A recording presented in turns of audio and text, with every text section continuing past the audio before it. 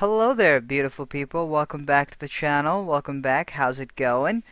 Now, here's a story that I really didn't think I would talk about because this is a fairly old story. This all took place a little more than a month ago. This was during the month of April. But one of the things that I find particularly curious about this story is that it's practically buried online. I'll elaborate what I mean a few minutes later. Now, have you guys ever wondered what would happen if Jussie Smollett and Nathan Phillips would reproduce? Now, I'm not talking in an alternate dimension or in an alternate timeline, because this is 2019. Men can get periods, men can give birth, and men can get pregnant, as the progressive tell us. So there's no reason why Jussie Smollett and Nathan Phillips can't reproduce. I have a feeling they did reproduce, and their daughter is Jenni Monet. Jenni Monet is an award-winning journalist. I'm an award-winning journalist. You can look me up. Jenni Monet. Go ahead. Exactly, Jenni. Now, Jenni Monet, being the award-winning journalist, is also an award-winning victicrat. She is a professional victim of all sorts. The story that I was referring to earlier happened last month, when she called the police because a store owner in New Mexico would not sell her alcohol. The police went there to investigate. The thing is, the store owner also called the police, because apparently in New Mexico you can't sell drinks to drunk people. Monet claimed that the store owner didn't sell her alcohol because she was racially profiled, as she makes the very eloquent argument here. How are they racially profiling you is what I'm trying to get at. Because I'm a brown woman. Do you not see that? Monet refused field sobriety tests and grew angry. I'm not walking any line for you. Okay. You hear me? I am not walking any line for you. Then she was arrested. The store owner claims that they didn't sell her alcohol because she was drunk. And as it turns out, the store owner has video footage of that, which this news channel did get a hold of. In that footage showing exactly what was described, immediately after the confrontation, both she and the staff called for deputies. What exactly is it that happened?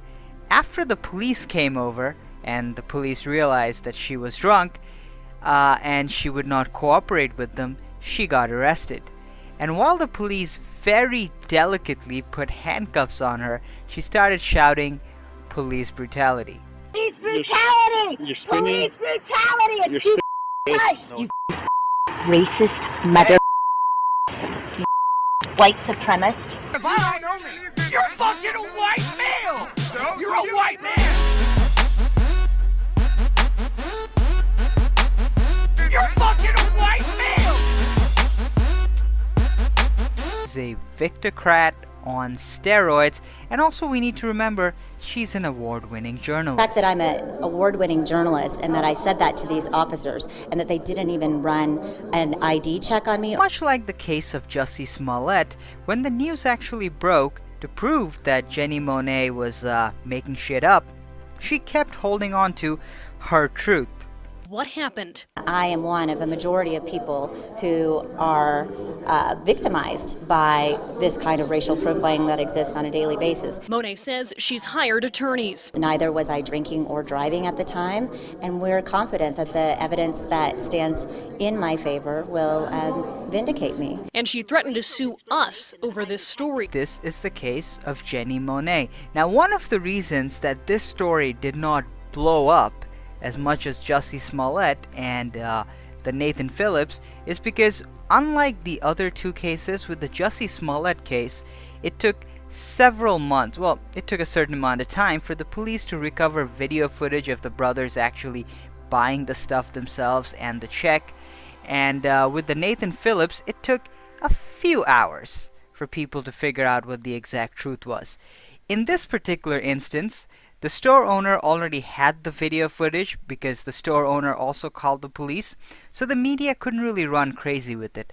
What I found particularly interesting is that this story, for whatever reason, is completely dead and buried. As a matter of fact, if you could go to Google and type in Jenni Monet fake hate crime, this article or this news story would not come up.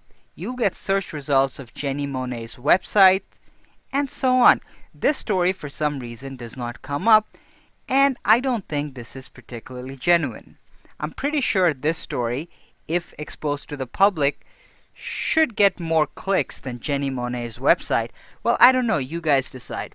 Because mainstream media decided that they're not going to talk about it and this story is seeing, some online burial, I decided to put it out to you guys and you decide what to make of it. I will talk to you guys later. Take care. I'm an award-winning journalist. You can look me up. Jenni Monet. Go ahead.